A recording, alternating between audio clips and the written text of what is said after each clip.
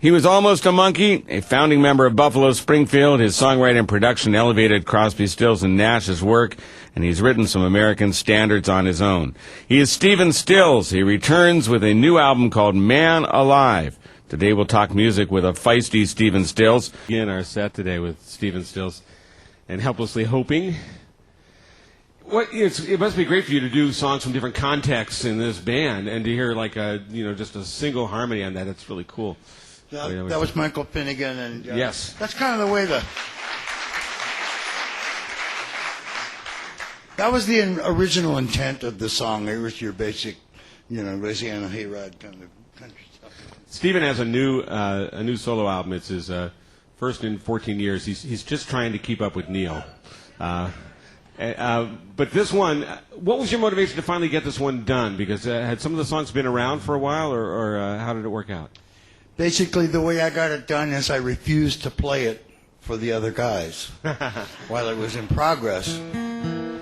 Because in the interim, there were 6 projects between CSNY and CSN. And somehow I would say, hey, come on, I got these, I'm working on a solo album, dig these songs. We'll have that one and that one and that one, yes, come on. And great, we can start a new CSN album. And so no, I'm not going to play these for you anymore until I finish this frigging thing. Otherwise, before the second child has graduated from college. But they actually appear on a bunch of these, so you got them into the studio and quietly played it for them. Once they got the point, they were more than glad to help. Now, when you were recording Helplessly Hoping, there's stories of you wearing out the tape, working in the studio, and you pretty much produced that first CSNN album. Has your approach to recording different nowadays? Do you do it? You're a little. Are you just as emphatic on it? No, if you'll notice, this one actually pretty much sounds like the first one. This one I approached more with an eye to being able to play it live. Everything's pretty much playable. We're going to do songs from the new one. There are no fades, and it's all meant to be played live in front of real people. Well, there's a lot of bluesy sounding things on here, and I happen to know you're going to do a song called Different Man. I just wanted to read a little bit of the lyrics to this so people can make sure they get it, because it says a lot about where you seem to be in your life right now. I am a different man than you've ever seen me be. I got young, though I'm older now. I think I can deliver the song better than you can. Okay. I know you're right.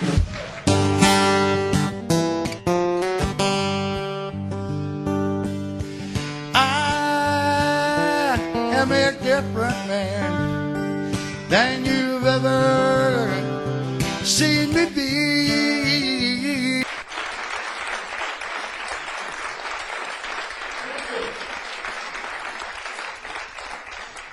Yeah, you got a point. That was pretty good. So what made you a different man? What's been going on? Well, there's a reference in there to Long Tall Sally, and I'm the only person I know who, in their 60th year, had a child, the last one, and a grandchild. And that's partially due to Long Tall Sally, who is a bit taller than I am and 20 years younger. And she said, come on, old man, one more. And okay. And it does make you younger. It's the height of vanity to have a child at this age, but it does make you younger. But then you have to pay them off, like Bill Cosby used to say, I can't catch you. So, we just, here, take this money. The Crosby, Stills, Nash and Young dates were just released a while ago for the summer tour, and you can bet that's going to be a political fest out there. And you got a couple of political songs on here, more in the environmental range of things. You can maybe do one of those? Well, actually, this song is perfect. It's just graduation time, and this song is a little warning to someone who's about to go off into the world. That was started by Graham, and I heard this chorus, and I just said, I'll just have that, thank you, and paid him back for the many times he'd done that to me. And the result is our new single, which is a blues. We're going to turn up the level a little bit, so all you guys with ties, just loosen them one notch. Otherwise, you might damage might occur.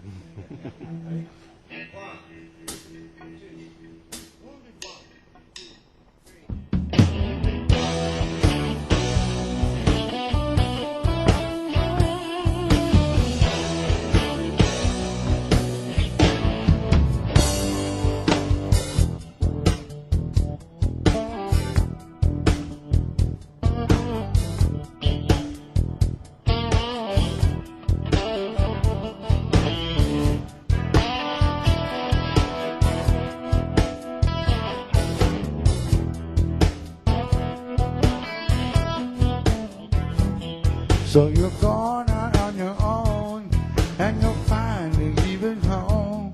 You'll be alright, just watch out for your spirit. Finally be alone, making choices of your own. Like a ship at sea, your life goes where you steer it. It's a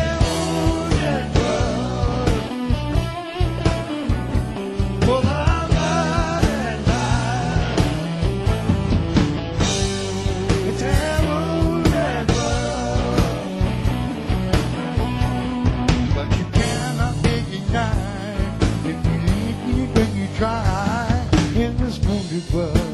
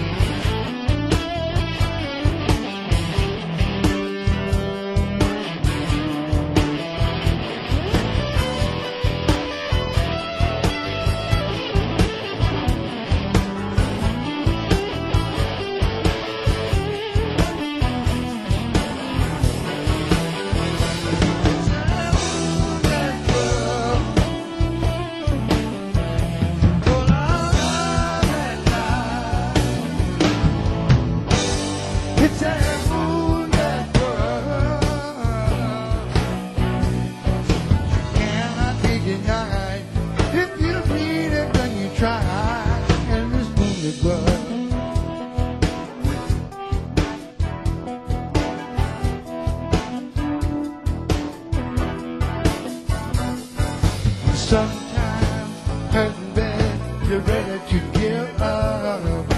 Can't help them leaning on you. Use you like a crowd. And similar adventure, you never close the door. But part of me is part of you. I can't help you anymore.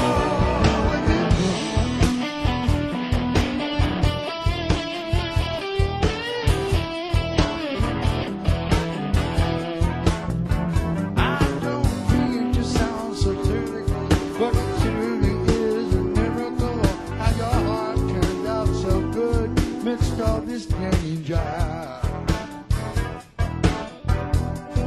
The love in him and learning, with your love you will discern. And don't ever judge nobody out of anger. It's a wounded world.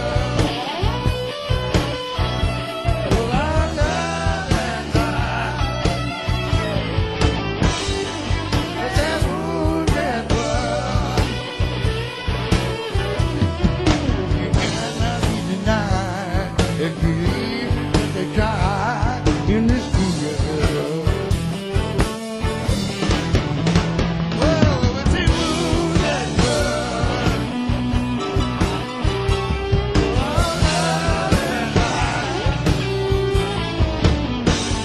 It's a wounded world. Cannot be denied. If you leave it when you try in this wounded world. It's a wounded world.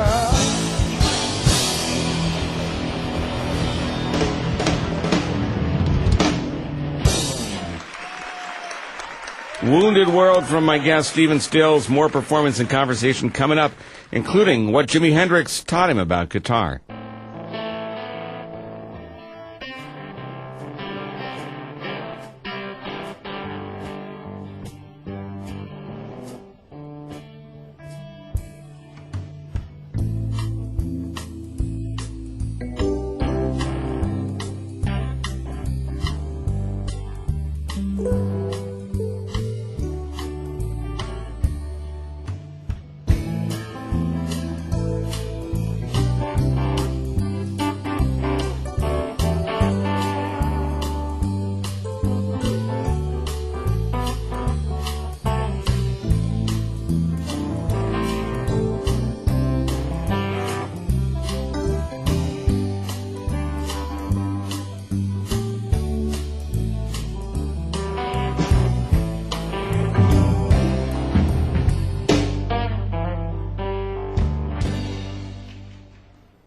Stephen Stills is here today, and we'll get to more of the performance. As you can hear, Stephen is sounding great on guitar, and I asked him how he hears his playing changing over the years. Well, I really didn't get good until I was about 50. Honest. I went to Latin America, and they didn't have a right when I would have been in bands. I had one band with Don Felder in Gainesville, Florida in 19...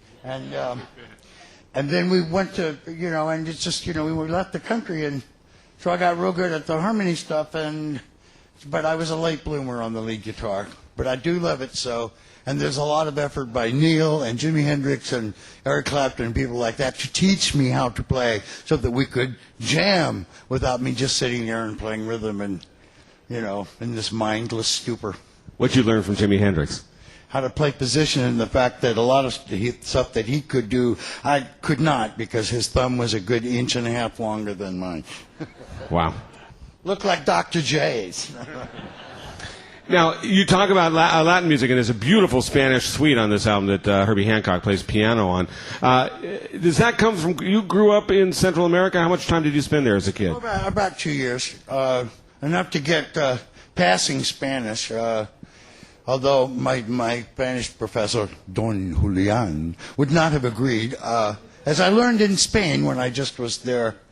But I played that song in Barcelona, and they Olayed between every line. It was great. Because it's honestly, the Spanish lyrics and the English are not the same. I mean, not translation. It's a continuing story in this sort of weird schizophrenic mind, bilingual kind of thing. But then, hey, be yourself. That's what they say. Well, it's funny because I'm going all the way back to Buffalo Springfield. I mean, Una Mundo was one of the first world music rock. It was really unusual then to bring that into rock music. Well, I say it's about time. Like the couple at the airport, that there was a lost Japanese couple, and they were trying to help them, and and they couldn't understand each other, and finally the man says, "You're an American now. Speak Spanish." Steven's going to move over to the. He's got a piano. Is this the Ray Charles moment? Yeah. Cool.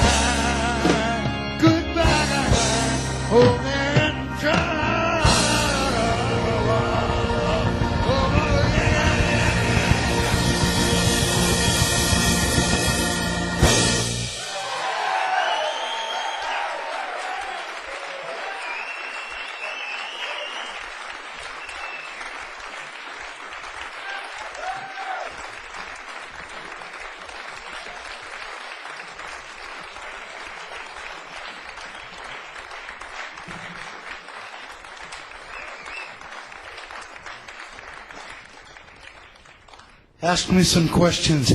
I need to touch my breath. That's another one you'll find on Man Love It. Stephen, a lot of it's always been a big part of what you do, but there's a lot of kind of blues influence things on this album. And where did the blues come in for you? I heard some stories about you as a teenager running across Texas to catch Howlin' Wolf. Did you see a lot of the original blues guys when you were coming up? Yeah, there were. The Chitlin circuit ran through North Florida and Louisiana, and that was kind of my stomping grounds. And me and a buddy of mine would think nothing of, driving 200 miles to go to the little funky record store, underneath the big old live oak tree that had these 78s, on labels like Arhoolie and Brunswick and stuff, and find these wonderful songs. And then we would take them home, and it was exactly like Whoopi Goldberg trying to translate, Mick Jagger.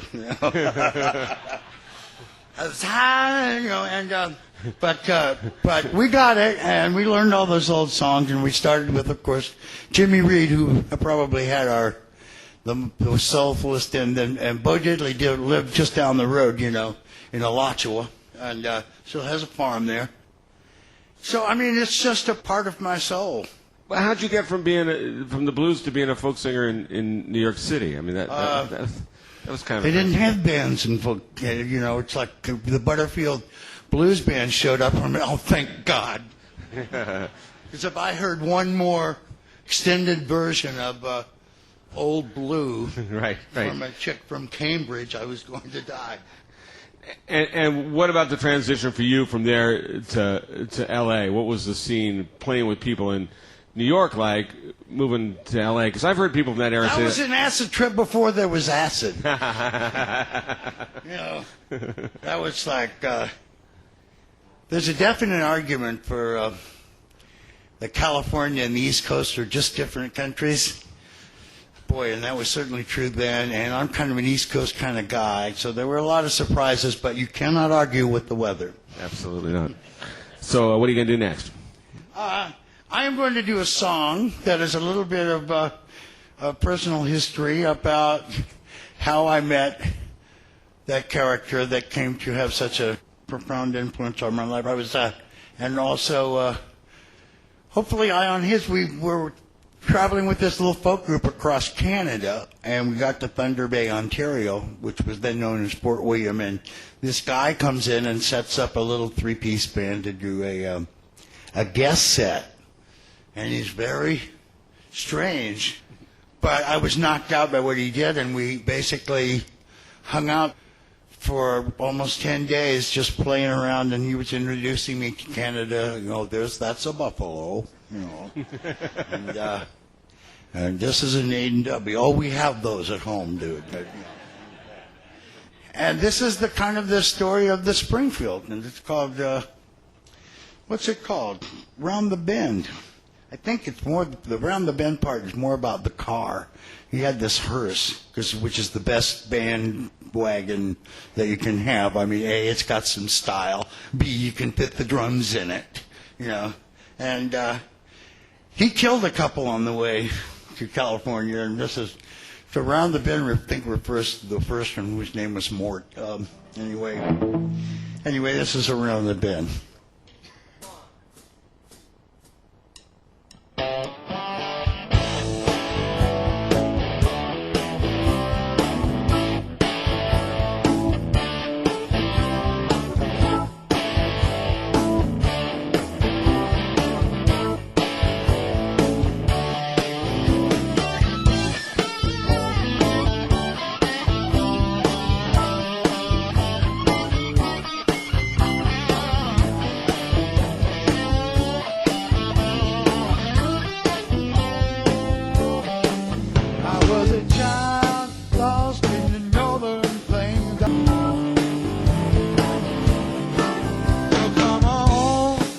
Let's go to New York City, play the night hall. It's a pity couldn't find him, so I get it well. Think everyone knows the real. Found him on the Sunset Strip, last place to get it well. And famous thing.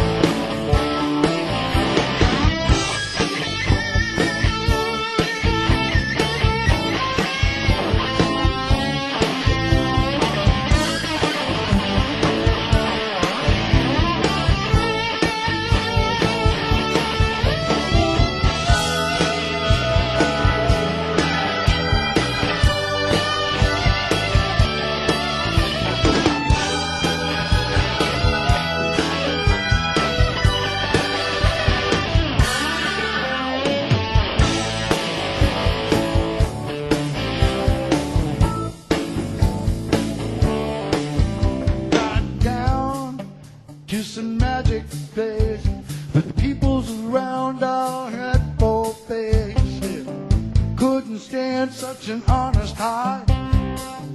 Couldn't wait to tear us apart. That was 30 years ago. But the magic is alive, you know. Let's take it right around the bend, round and around.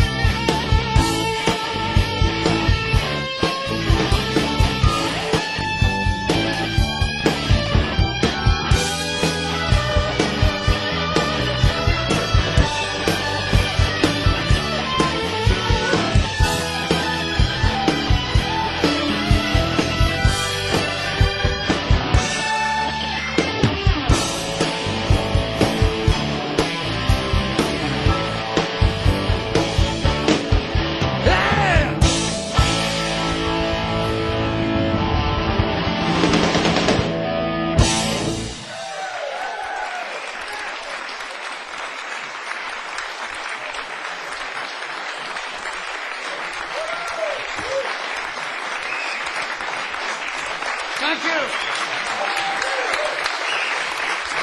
Stephen Stills, Joe Vitale, Kevin McCormick, and Mike Finnegan.